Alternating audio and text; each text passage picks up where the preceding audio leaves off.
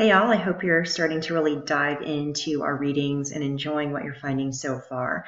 One of the things I wanted to mention is that you'll notice there's kind of a lot of gray area in this class, and I call that flexibility. And the reason for that is there isn't just one right way really to do anything in instructional design. Now, there are certain things I'm expecting I need a complete plan, but a lot in the end for your project, but a lot of times students are asking, well, I just want the one thing I need to do. They're really looking for that black and white, and that's not something you're going to get in this class.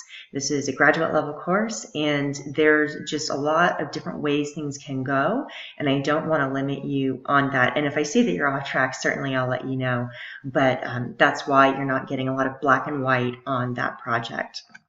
Also, I just wanted to mention, you'll notice in our discussions that a lot of them, they're wide open, and what they're really for is academically informed, thoughtful collaboration and learning together.